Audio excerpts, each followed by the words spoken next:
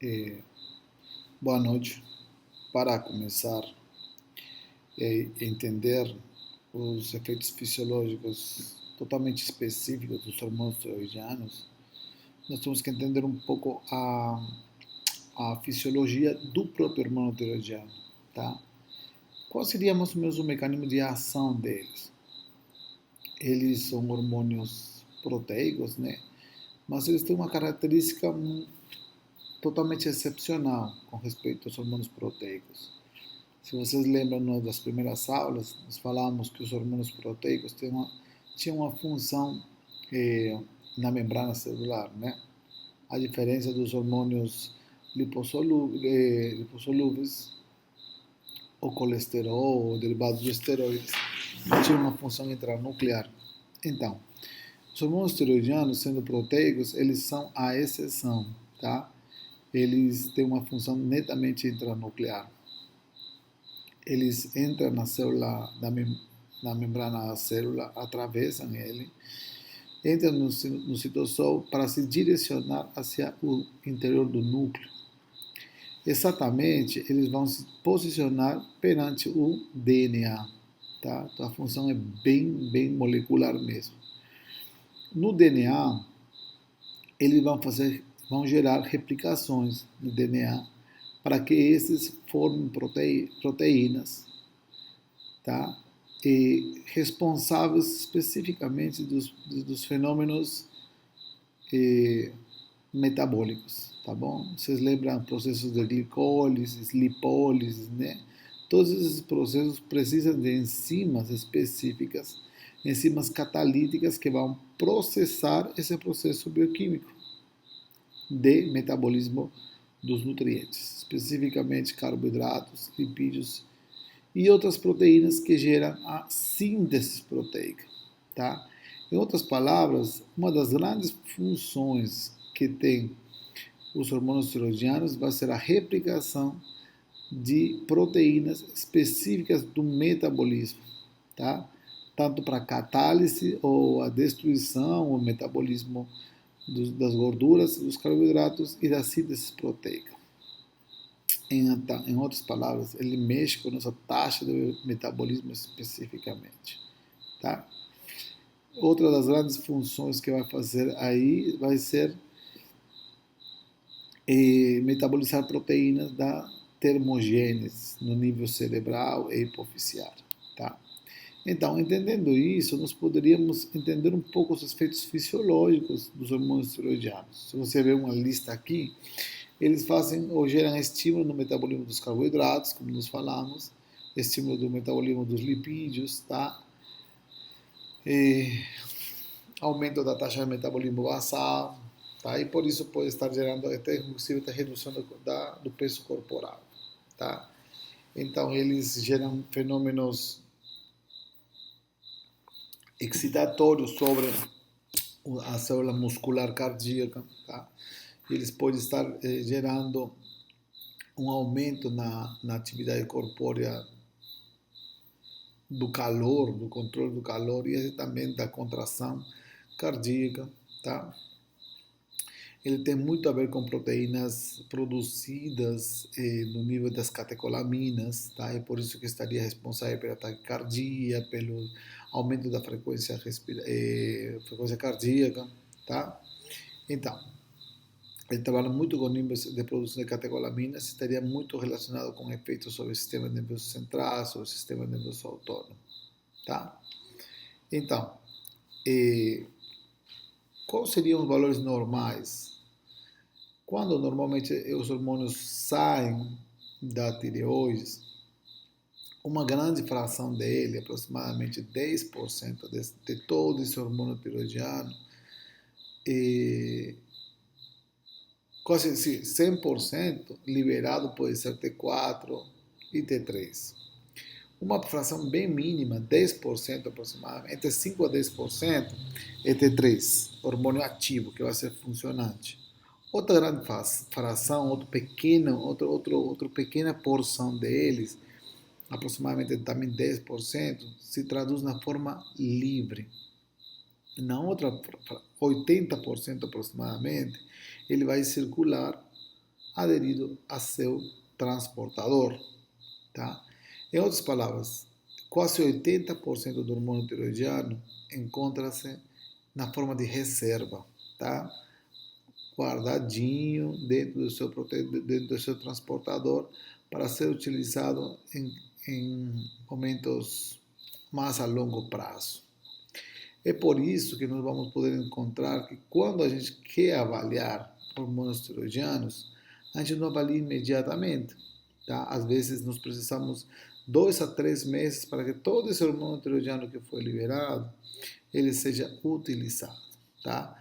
Então, para poder ser utilizado, esse T4 aderido à sua proteína transportadora precisa ser liberado. É isso que nós conhecemos como T4 livre. Tá? E depois, esse T4 livre vai entrar na célula, ou na periferia também, na parte plasmática, ou no tecido, ele tem que ser convertido em T3, isso que nós falávamos, né? A necessidade da conversão do T4 em T3, através das enzimas desiodácea, tá?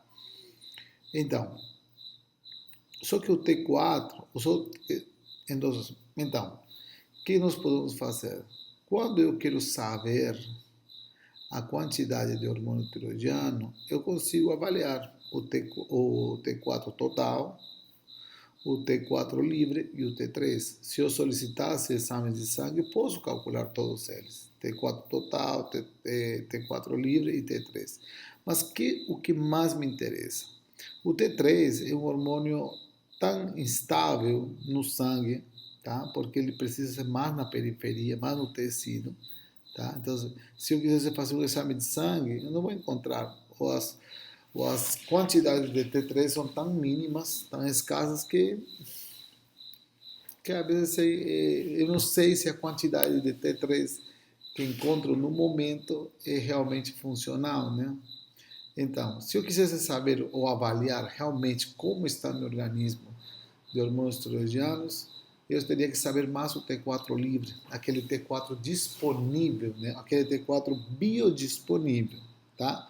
Não aquele de armazenamento. Então, para fins de avaliação da função tiroidiana, eu preciso saber qual seria meu hormônio tiroidiano biodisponível. E o meu hormônio biodisponível é o T4 livre, tá? Outro valor eu teria que saber. Quem controla o hormônio tiroidiano? A glândula hipoficiária. Através de quem? Do hormônio estimulador da tireoide, o TSH. Então, eu sabendo esses dois valores, eu consigo determinar se existe algum problema de função ou de disfunção, né, da produção tiroidiana, tá? E quais seriam os valores de referência? O valor de referência do T4 livre varia entre 0,5 a 1,8 e o TSH entre 0,5 a 4,5. Esses valores são de referência, tá? Então, mas não esqueça que podem existir algumas variâncias, principalmente do TSH, que nós vamos ver no momento certo quando estudemos doenças funcionais, tá certo? Mas isso, por enquanto, é importante que vocês decorem, tá?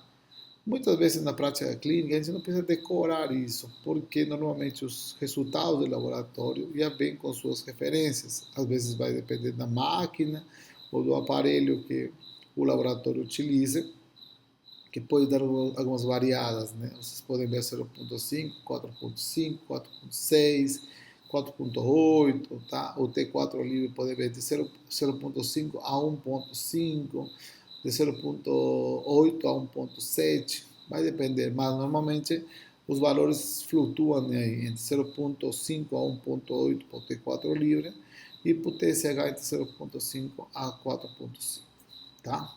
Então, mas vocês sabem muito bem, né, de que os hormônios tiroidianos, tá, são produzidos pela glândula tireoide, são T4 e T3.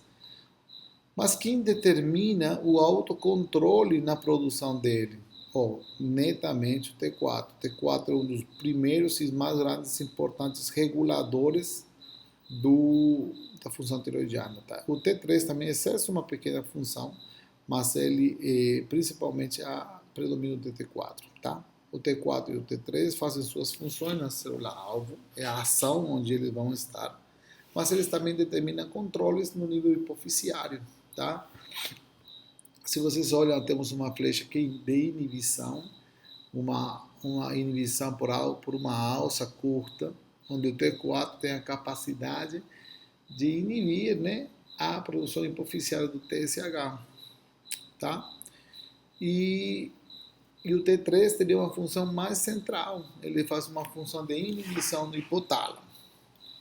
Enquanto o contrário, o hipotálamo vai gerar uma produção de estímulo hacia a hipófise através do TRH, que seria o hormônio liberador de tireoides, o TRH.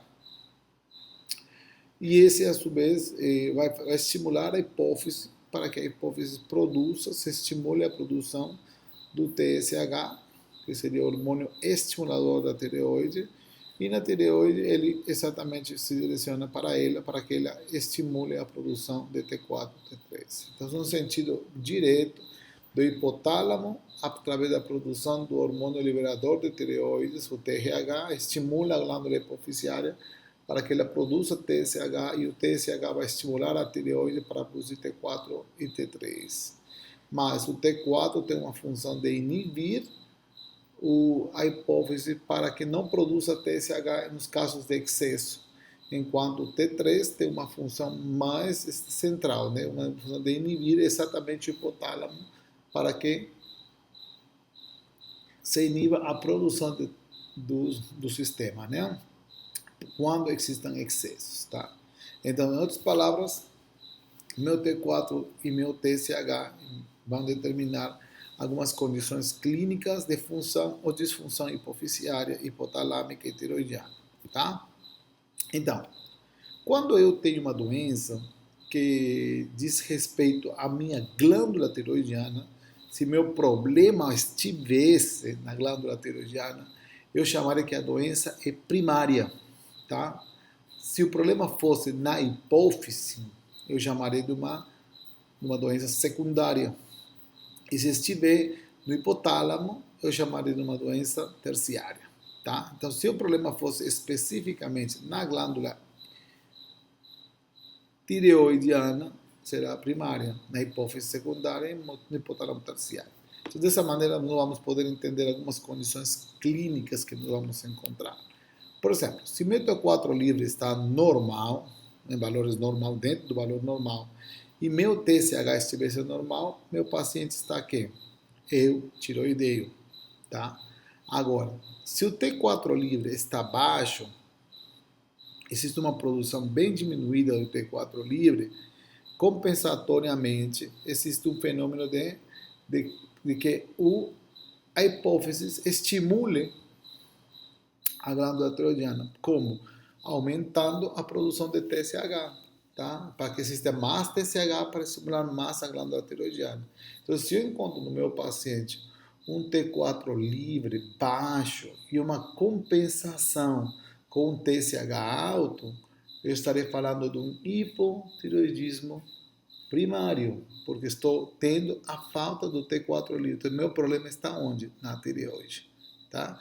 Por isso que eu falo que se meu TSH estivesse alto, porque a função hipoficiária está sendo obrigada a aumentar o TSH por uma diminuição do T4 livre, eu estaria tendo problema de um hipotiroidismo primário. Agora, se o T4 livre estivesse alto, se a glândula tiroidiana está produzindo níveis altos de T4 e o TSH estivesse baixo, então o que está tendo? Como existe muita glândula tiroidiana, muita produção de hormônio tiroidiano pela glândula tiroidiana, então vai existir uma inibição para a hipófise. Então vai existir uma inibição compensatória também. Tá? Então, aí eu estarei falando de quê? De um hipertiroidismo. E, como existe uma produção da tireoide em excesso, estamos falando de um hipertiroidismo primário. Tá? Hipertiroidismo primário. Todos eles com problemas especificamente na tireoide. Tá? O TSH baixa em resposta ao excesso hormonal. Tá? Agora, se meu paciente estivesse com valor de T4 livre normal, normalzinho, tá? Mas o TSH está alto, como alguém pode estar com um TSH alto, fazendo pensar como que está faltando hormônio tiroidiano e o T4 livre está normal?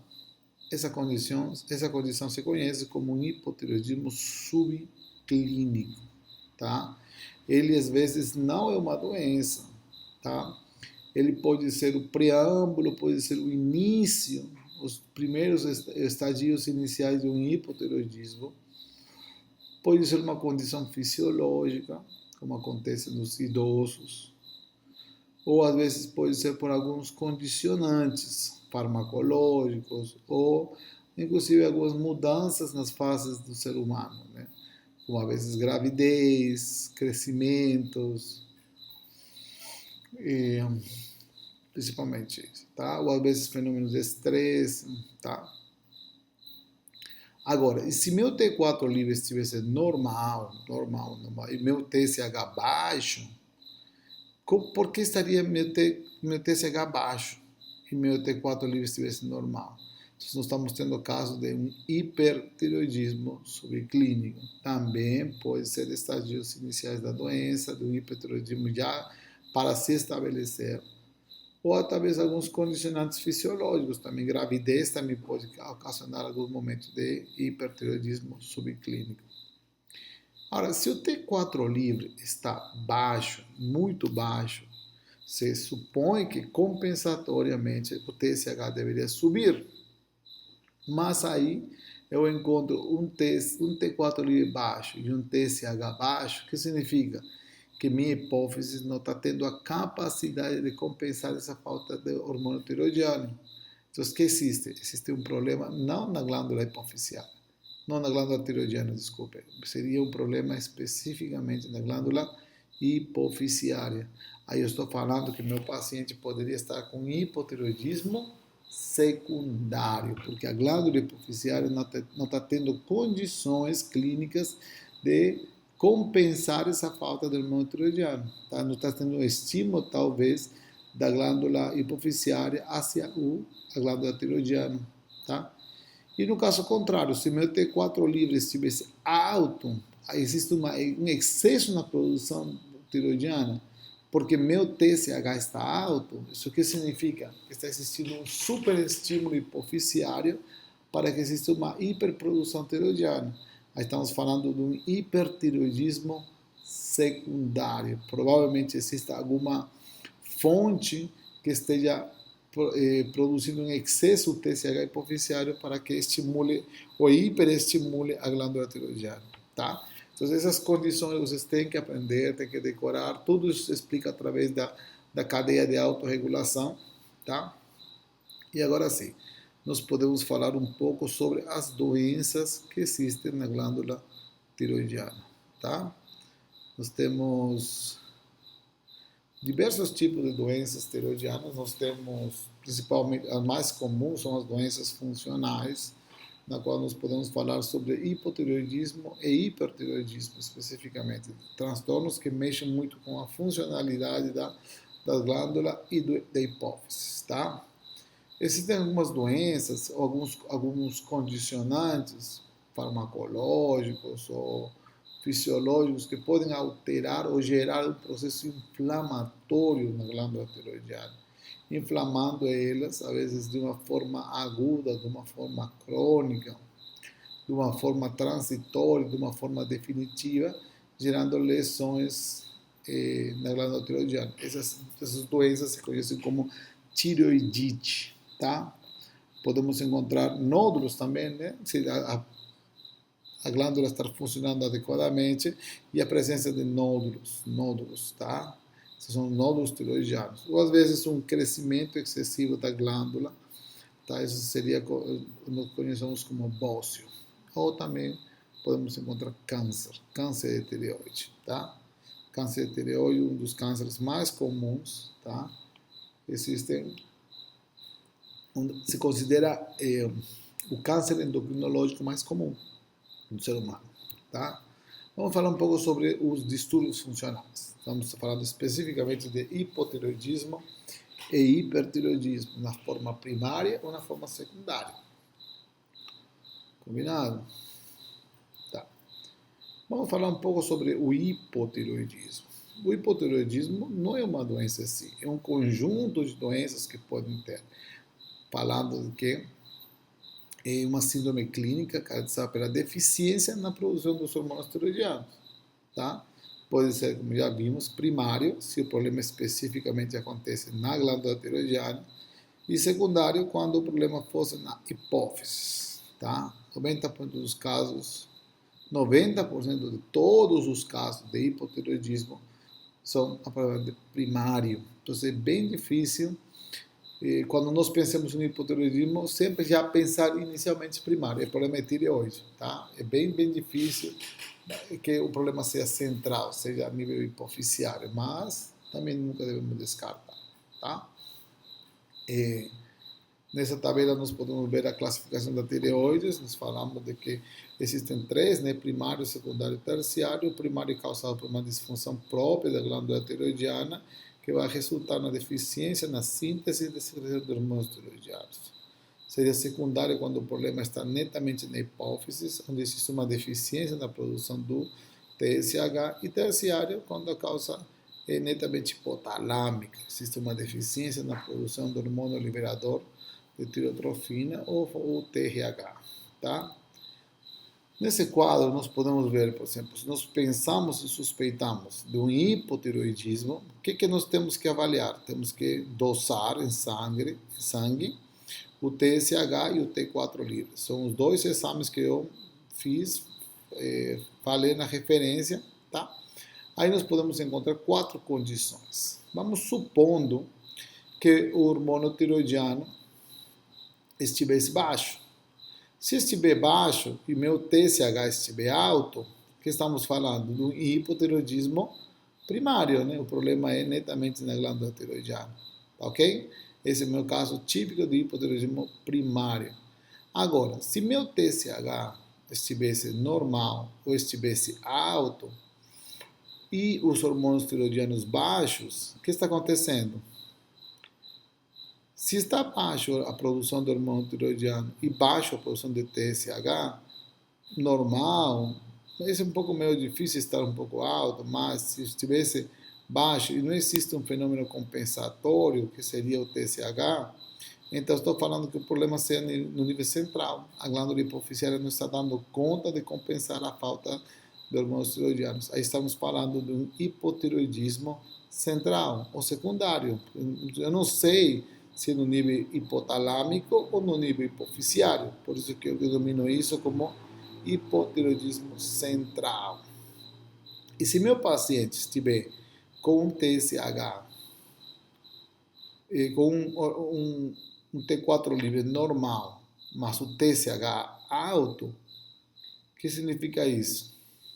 Olha, seria um hipotireoidismo subclínico. Aqui, aparentemente, a produção hormonal não está reduzida, está normal, mas existe um fenômeno compensatório errado, que seria o TSH alto. Por isso que estamos falando perante a um hipotireoidismo subclínico, tá? E quando nós temos tudo normal, o T4 livre está normal, o TSH está normal, nós estamos perante um eutiroideio, um paciente que está com função normal, então descarto qualquer doença de hipotiroidismo, tá bom? Então, tudo que eu consigo analisar através só da dosagem de TSH e T4 livre. Quatro condições clínicas bem estabelecidas: o hipotireoidismo primário, o hipotireoidismo secundário ou central, o hipotireoidismo subclínico e também o eutiroideo, tá? Esse quadro, inclusive, me fala qual seria a minha conduta, né? Se, por exemplo, eu tivesse um hipotireoidismo primário, qual seria meu tratamento? Meu tratamento seria reposição de hormônio tiroidiano, né? Normalmente nós conhecemos como a levotirosina, né? Seria a forma farmacológica, a forma sintética do hormônio tiroidiano. Então, você estaria fazendo um tratamento de reposição hormonal, tá? E se fosse um hipotireoidismo central, aí me preocupo, porque provavelmente existe um problema, alguma lesão na glândula hipofisiária. E uma das melhores condutas que nós temos que fazer provavelmente, seja que fazer uma ressonância magnética da célula túrcica para ver se existe algum tumor, alguma lesão infiltrativa, tá? Se existe um tumor, um tumor que esteja gerando compressão ou destruição da glândula tiroidiana, provavelmente precisa de cirurgia ou algum tipo de radioterapia.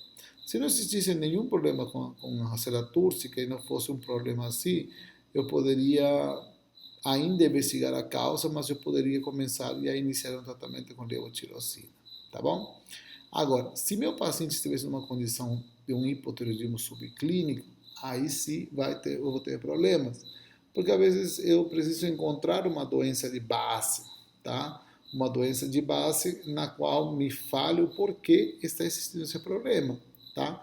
Às vezes eu posso tratar temporariamente com levotirosina, fazer uma reposição com hormônio tiroidiano transitório até eu descobrir a causa, né? Às vezes gravidez, a falta de diagnóstico de gravidez, porque a gravidez vai gerar uma mudança fisiológica disso, tá?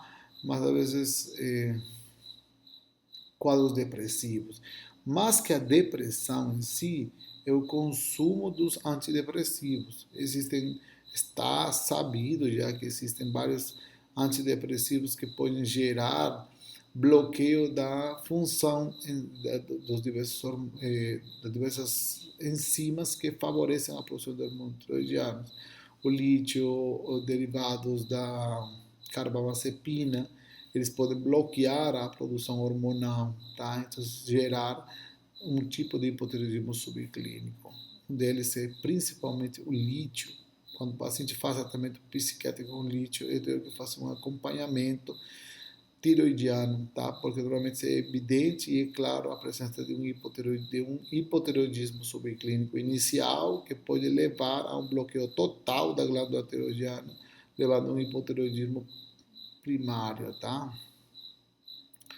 Alguns quadros de dislipidemia com LDL alto, se está relacionado com quadro de hipotireoidismo subclínico. E às vezes no idoso não é uma doença, mas seria um fenômeno compensatório, protetor próprio da idade dele. Então é clássico encontrar em idosos um hipotireoidismo subclínico como uma fase na vida dele, tá? Sem ser doentio, tá?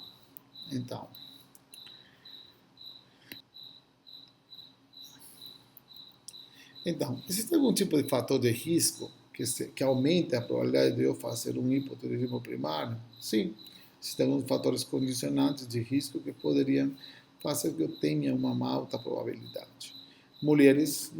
Principalmente mulher, uma doença muito relacionada com mulher, tá? Principalmente mulher maior de 60 anos. Em alguns casos, são pacientes que apresentaram algum tipo de doença nodular na tireoide, tá? Tem um antecedente familiar de doença tiroidiana. É muito clássico encontrar na clínica ambulatória do dia a dia. A paciente chegou jovem, ela, com a história de que a mãe tem problema tiroidiano, a avó teve problema tiroidiano, se uma doença familiar com um grau de dominância e de transmissão genética muito dominante, tá? Ou às vezes pode ter uma história de uma cirurgia, ser feita uma cirurgia de cabeça e pescoço, ter feito uma tiroidectomia por um nódulo, ou às vezes ter feito uma radioterapia por um carcinoma de laringe e depois aparecer com hipotireoidismo, tá? Ou às vezes associar-se a algumas doenças autoimunes de tireoides, como por exemplo que sejam extratiroidianas, tá? Por exemplo, é muito comum encontrar pacientes diabéticos tipo 1, tá? Apresentar hipotiroidismo, tá? Quando vocês tenham um paciente diabético tipo 1, sempre ir atrás de hipotiroidismo autoimune, tá?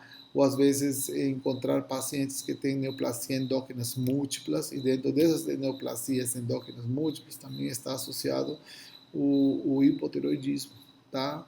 Sempre, às vezes existe um ciclo de hipoparatiroidismo com hipotiroidismo e com diabetes tipo 1, tá? Então, ou às vezes posso encontrar pacientes que tenham já outras doenças autoimunes, como artrite reumatoides, síndrome de Sjögren, esclerodermia, se associar com hipotireoidismo, tá?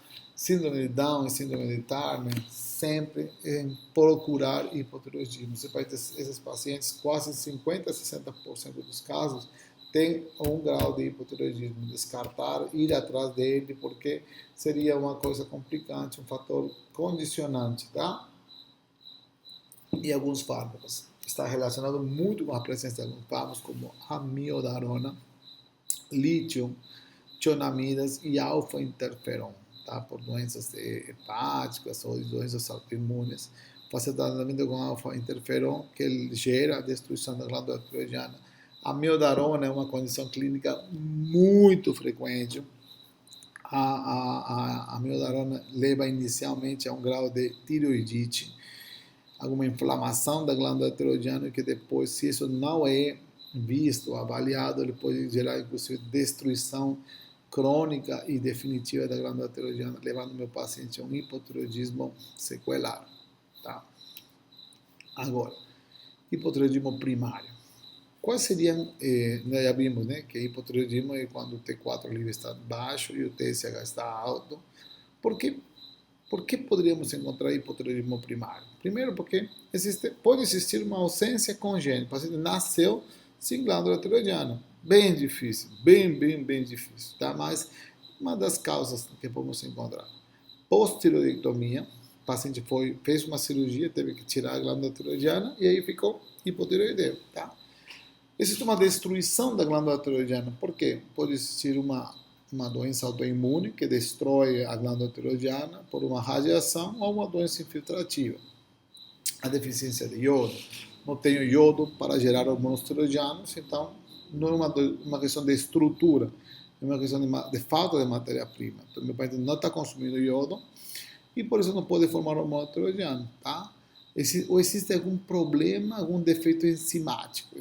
Pode existir algum problema na desiodase? Pode. Pode existir algum probleminha na peroxidase? Se vocês lembram um pouco, a peroxidase era a enzima que fazia o acoplamento, a organificação da tireoglobulina com o iodo, tá? Então, se existe algum problema de peroxidase ou alteração na peroxidase, eu posso encontrar doenças causadas por deficiência enzimática, tá? Existe uma síndrome chamada de síndrome de Pendrix, na qual existe uma deficiência na peroxidase. Nós podemos encontrar essa síndrome em pacientes com hipotireoidismo e surdez, tá? É clássico encontrar isso. Ou porque existem algumas drogas que têm a capacidade de inibir a função enzimática. Amiodarona, lítio, inclusive também corticoides, tá? Podemos incluir aí no slide corticoides. E 5% dos indivíduos, mais comumente mulheres, encontram-se com hipotireoidismo idiopático, tá bom? Então, no Brasil, nos países subdesenvolvidos ou em processo de desenvolvimento, a ausência de iodo leva a um bócio endêmico, que foi por muitos anos uma das principais causas de hipotireoidismo, tá? E os países de desenvolvimento maiores países de terceiro mundo, né? Países de primeiro mundo, perdão, existem mais que deficiência de iodo, existem problemas de doenças autoimunes, doenças de herança genética, na qual o próprio organismo gera uma doença autodestrutiva, uma doença autoimune que tem a capacidade de destruir a glândula tiroidiana e através da formação de autoanticorpos de destruição, tá? Especificamente autoanticorpos que destruam a peroxidase tiroidiana, o famoso TPO, tá bom? Então, essas doenças se conhecem como doença autoimune da tireoide, que normalmente se conhecemos como doença de Hashimoto, tá? Então, é um hipotireoidismo associado a uma doença autoimune, tá? É uma doença autoimune que leva a hipotireoidismo. Essa é a doença de Hashimoto. E no Brasil, qual é a principal causa de hipotireoidismo? No Brasil, como nos países do primeiro mundo, a principal causa de hipotireoidismo é a doença de Hashimoto, a tireoidite Hashimoto, tá? A segunda causa é a pós-tireoidectomia, pacientes que foram submetidos a uma cirurgia tiroidiana, por alguma presença de um nódulo de câncer, tá? E aí fica sequelarmente com um hipotireoidismo. Ou às vezes a gente teve câncer, tá? Ou teve alguma doença funcional também que precisou usar-se iodo. O iodo é uma espécie de radiação, né? Uma radiação que vai ser aplicada na glândula tiroidiana para destruir a glândula tiroidiana, tá? O que a doença autoimune fazia, nós fazemos com iodo, com raio iodo. Então seria iodoablação. Então, muitas vezes podemos encontrar sequelarmente também um hipotireoidismo pós-ablação com iodo, tá? Ou às vezes nos estadios finais de uma doença chamada doença de Graves. A doença de Graves é o hipertireoidismo, tá? Também secundário a uma doença autoimune, onde hiperestimula a glândula tiroidiana para produzir hormônio em excesso. Só que com o passar do tempo, a doença crônica pode acabar com a glândula tiroidiana e pode acabar destruindo ele. E na fase final da doença de Graves, que é uma doença excitatória, hiperprodutora, cansada de produzir tanto, se destrói e pode levar a um hipotiroidismo, tá? Em alguns casos, existem algumas doenças que não são definitivas, são doenças transitórias, que são consequência de uma inflamação da glândula tiroidiana, tá? Então, se é uma inflamação, uma tiroidite aguda ou subaguda, ele pode transitoriamente, nas fases, apresentar quadro de hipotiroidismo. Seriam hipotiroidismos transitórios. Eu posso encontrar também um tipo de tiroidite no parto, no pós-parto principalmente, tá? E aproximadamente 20 a 30% das mulheres podem desenvolver uma tiroidite pós-parto até 5 anos, ou às vezes, em pleno processo de gravidez, desenvolver uma Hashimoto também, uma doença Hashimoto, uma doença autoimune. Então, a gravidez é uma situação fisiológica predisponente para disfunções tiroidianas. Nós podemos encontrar na gravidez hipotiroidismo ou hipertiroidismo, às vezes fisiológico. Depois eu explico por que fisiológico. Ou também, em alguns casos, a gravidez é uma bomba relógio da autoimunidade e pode, no momento, desencadear quadros de hipertiroidismos crônicos também, ou de tiroidites crônicas, ou também desencadear a doença autoimune tiroidiana ou doença de Hashimoto.